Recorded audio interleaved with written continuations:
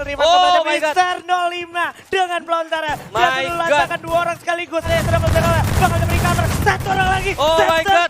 Oh my god, dikurung dan dikasih gol. Bakal coba tiarap. Pelontarnya 2 sekaligus. Lagi-lagi Mister 05 dengan keajaiban peluru pelontarnya.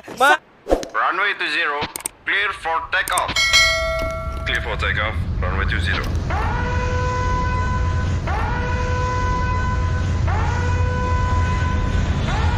Oke, ini dia Haji. Ini nih ya. Kunci di map pertama tuh penting banget karena lu bisa nge-up mental lu ya di saat game pertama ini. Gimana caranya lu bisa mendapatkan poin semaksimal mungkin dan ini kemungkinan terbesarnya adalah lu bisa mendapatkan yang tadi gue bilang mental ya kan, mental boosting yang mana nanti juga bakal berpengaruh ke permainan-permainan lu selanjutnya karena sekali lagi buat kalian juga yang mungkin belum tahu ini bakal ada 6 ronde. 6 di mana ronde. mapnya sendiri ada Bermuda, Purga, Tori, dan juga Kalahari terus diulang.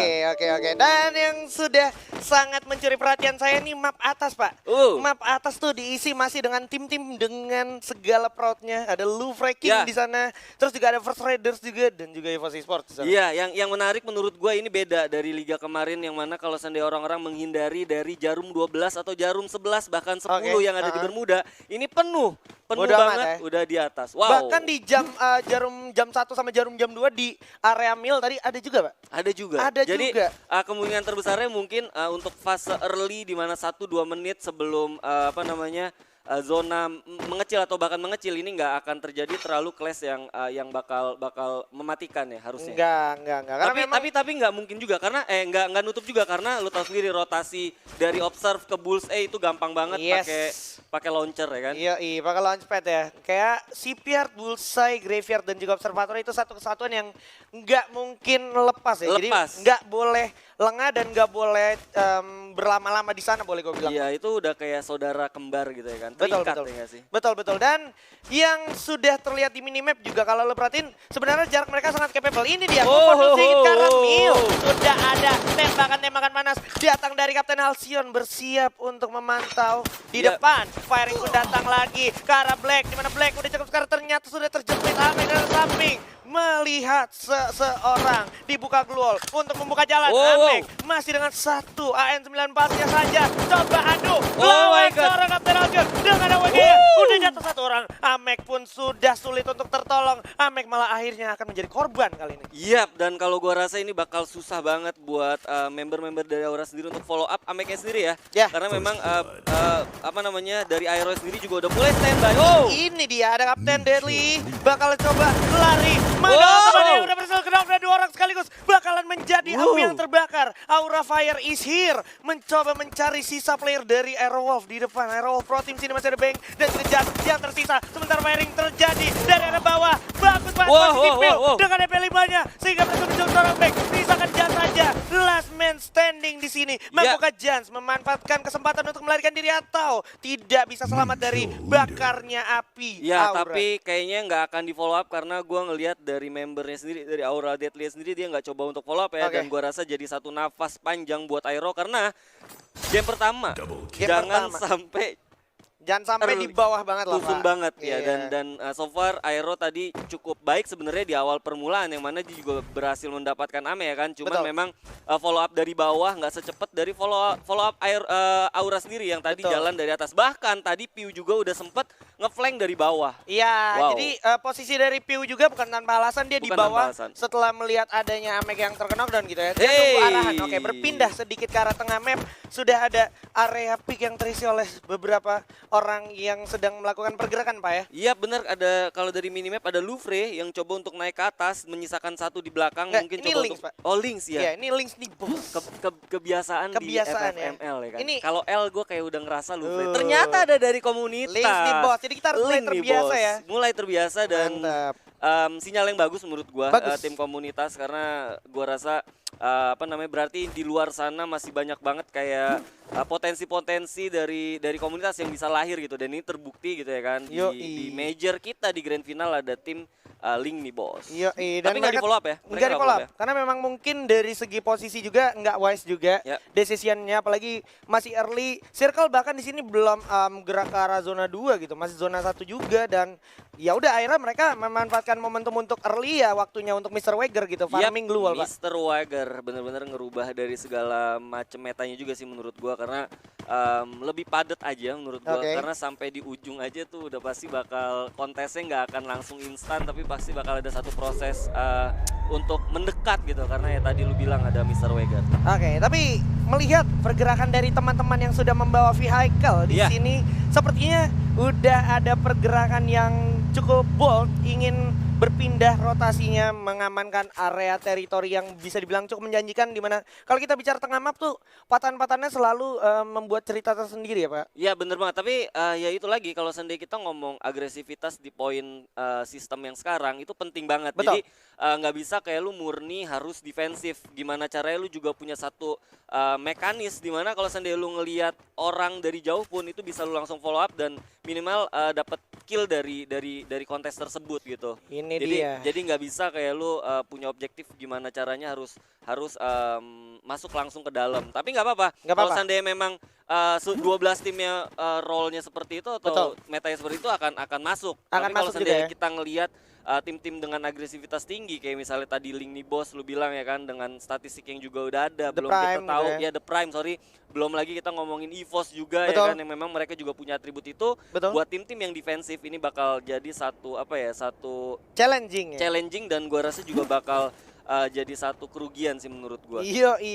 Jadi intinya tetap ada benefit tapi ada kerugiannya juga. Sementara kalau gua boleh singgung sedikit, di pinggir-pinggir map juga banyak yang sempat tadi mengamankan diri ke Pulau Sentosa. Tadi Benar. bahkan kayak rotasinya boleh gue bilang cukup damai lah. Dia nggak ketemu satu tim pun, jadi bisa dibilang itu cukup menjanjikan, apalagi masih early gitu, masih ronde-ronde awal gitu. Bener banget. Nah, mumpung masih ronde-ronde awal, ayo langsung dipanggil teman-temannya buat Nah, nonton. Karena kita nobar punya ya. apa? Kita punya apa? Kita punya apa? Redeem Kita code. punya redeem code kalau kalian bisa achieve di 350.000 viewers yang secara bersamaan, Pak. Itu dia, Alvaro bundle kapan lagi ya kan lu bisa dapat.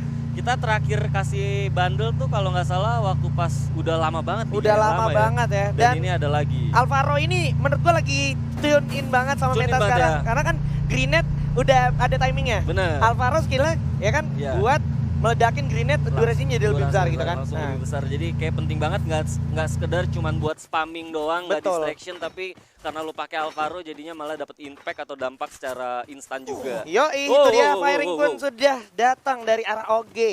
Nah ini Ya, seru nih, iya. dua tim yang lolos dari open kualifikasi, ada The Yoi. Prime dan juga Lynx, tapi di atas gue masih ngelihat walaupun minimapnya malu-malu, tapi gue ngeliat tadi ada pergerakan masih ada dari RRQ Itu juga. kalau nggak salah ini dari RRQ. RRQ atau dari First Rider. Ya bisa jadi, karena Yes. First Rider juga masuk tadi menggunakan vehicle juga. Betul. Dan kalau udah jarak sedekat ini, boleh gue bilang tinggal duluan siapa yang lengah, bisa dimanfaatin celah-celahnya di jendela gitu Pak. Ya, Jendela udah boleh dihindarin dari sekarang Betul, gitu tapi kalau gue lihat ini pasti bakal lebih ke arah nge-secure dulu, karena mereka juga belum tahu keadaan nanti fase late-nya seperti apa. Kalau gue lihat dari mentalitas ya, karena ya bisa gue bilang mereka juga baru duduk di panggung sebesar ini ya kan. Asli. Kayak misalnya Lynx juga, mereka juga nggak mau ngambil satu resiko. Tapi kalau seandainya mereka berani untuk maju, ini jadi satu catatan penting sih. Berarti memang mereka punya atribut tim yang memang nggak common atau yang nggak biasa. Gitu. Yo, dan patut untuk di respect juga sama tim-tim lain yang masih mencoba melakukan rotasi. Karena Iya, betul. menurut gue tim-tim yang udah masuk ke tengah map lebih dulu mempunyai keberanian yang cukup tinggi, di mana dia harus siap siaga untuk melawan tim-tim yang datang yang coba ambil alih kompon yang mereka punya. Itu dia. Jadi ini seru banget ya. Masih sesuai dengan prediksi gua tadi, karena kalau lihat dari spraynya atau penyebaran dari tim-tim yang ada di fase turun tadi, ya ini yang akan terjadi gitu ya kan. Yes. Gue masih nunggu sih beberapa tim yang tadi kalau kita lihat The Prime dengan statistik yang cukup agresif, tapi mereka coba untuk nerapin permainan yang cukup defensif. Nah, gue penasaran ini dari sisi EVOS sendiri seperti apa. Apakah mereka masih coba untuk nahan di luar nunggu info boxnya di zona ketiga ya Nah, kan.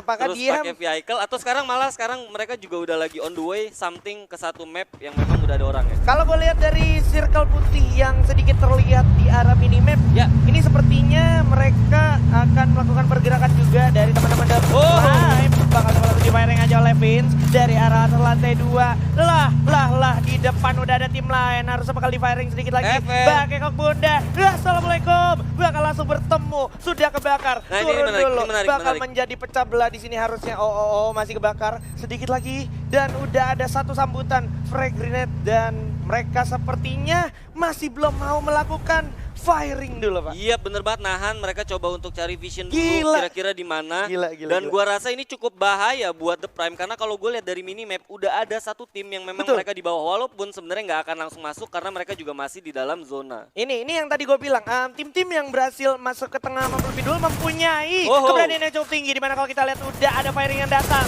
Siap, satu kamar berempat. It's Wow. okay bro, masih ada blue wall. Oh Awas, my God. ada Ergo lain harus kena dalam playzone. Limsi dari belakang. Wow, Awas, satu orang. masuk ke dalam. Dick sudah berhasil loncat dengan double barrel. Oh my God. Masih ada Mampues juga, kehilangan 2 orang. Masih ada Joker dan juga Mampues. Wow, satu-satu. Harus terkenal dan juga menyisakan 1 orang aja Joker. Oh. Shot, 1 kill di sini dari The Prime OG. Itu dia makanya maksud gua punya satu firasat dimana kalau seandainya lu nggak siap untuk menjadi tim yang semi defensif dan juga bisa mengatur kapan kalian harus bisa agresif, itu yang terjadi karena kalau kita ngeliat statistik nggak bohong, The Prime yang tadi lu bilang agresif dan juga bisa mengamankan placement dan itu terjadi walaupun sebenarnya ya masih terlalu dini ya ngelihat, tapi kalau gue lihat dari setup yang dilakukan oleh The Prime ini udah memberikan satu sinyal yang bagus sih buat mereka. Iya dan apa ya, ini satu pembuktian lagi kalau emang statistik yang mereka punya sebelumnya itu emang gak bohong gitu. Dan kalau seandainya tadi dia telat sedikit aja itu pasti ada datang tim lain. Ada satu lagi, nah ini menarik. Ada EVOS Esports yang akan bertemu dengan rivalitasnya sejak partai Liga Pak. Bener banget, Klasiko Free Fire Master League di grup C apakah akan terulang? Tapi Ini kayak dia. bakal terulang. Udah ada Abu juga yang merasakan kehilangan setengah darahnya, bakal cepet tembak ke kepala Set 13. Oh my god, Mr. Home masih bisa mengamankan dirinya. Di bawah juga ada satu tim lagi. Awas kali kayak kebakar. Udah maju sendirian, ada Street. Di bawah juga kalau kita perhatikan sudah ada satu tim lagi. Feridol masuk ke dalam rumah, loncat dulu, masuk ke lantai 2. Di bawah masih mencoba menunjukkan momentum. Langsung turun coba regroup teman-teman dari EVOS Esports. Udah ada Calvin dapetin satu Calvin dengan satu frag grenade. Mr. Home berhasil dapetin Abu. Langsung coba diajar aja. Coba revive dulu. Oke, Calvin berhasil revive kepada Mr. 05 dengan pelontarnya. Dia lancarkan 2 orang sekaligus. Langsung coba dieksekusi begitu saja. Sudah kehilangan satu Mr. Home. Zico juga udah sulit banget untuk tertolong. Bersiap seorang Street maju ke depan. Kalian sudah bergerak. Bakal diberi cover. Satu orang lagi. Oh my god.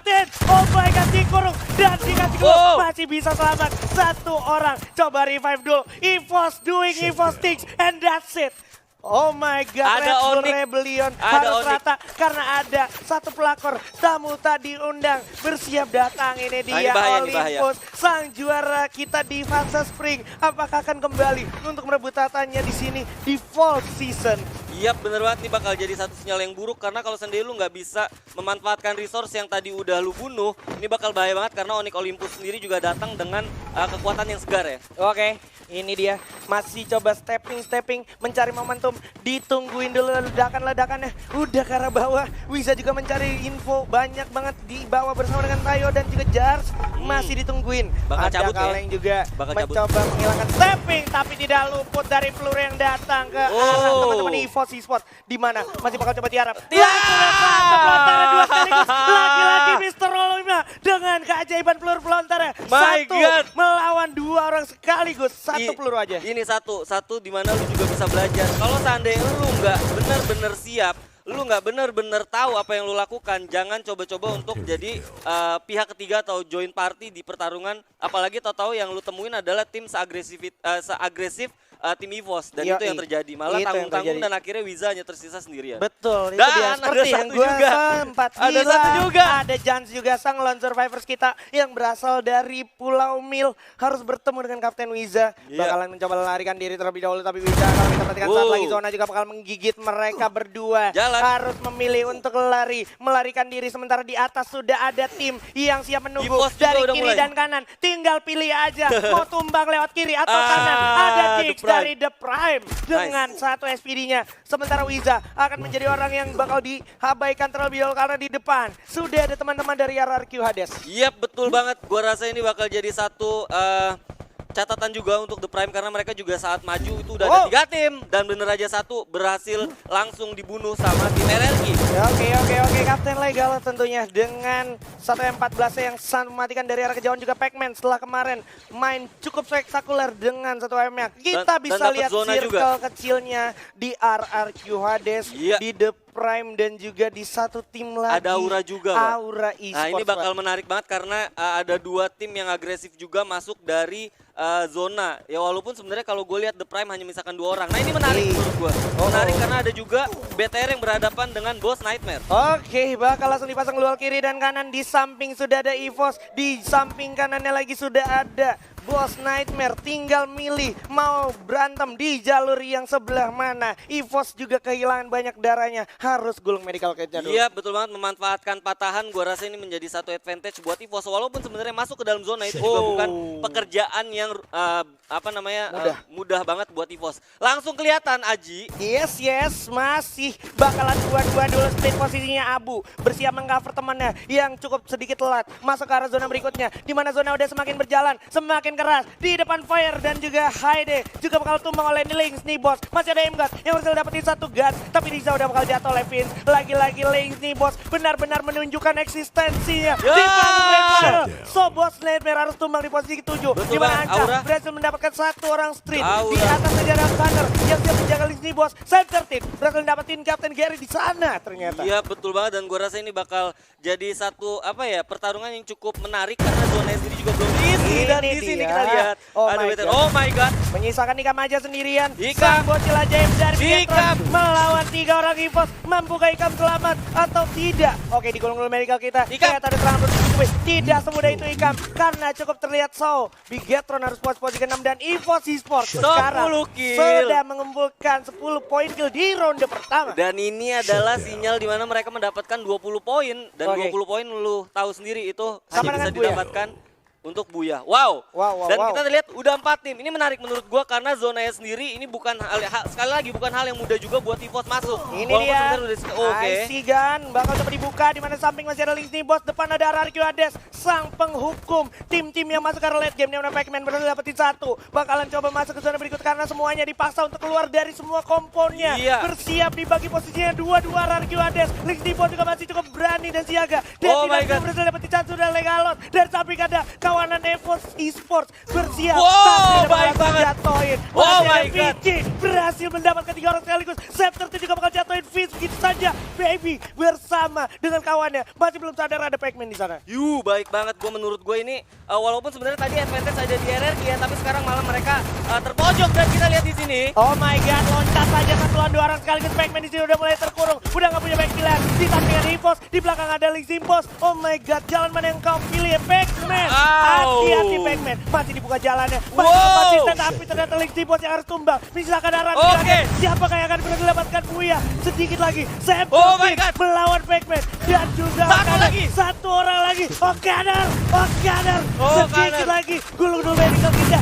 My God. Untuk Gunner. Karena ini adalah Buya untuk EVOS Esports di ronde pertama. Wow, lu buka pertandingan pertama dengan gap yang gua rasa juga cukup banyak banget poinnya.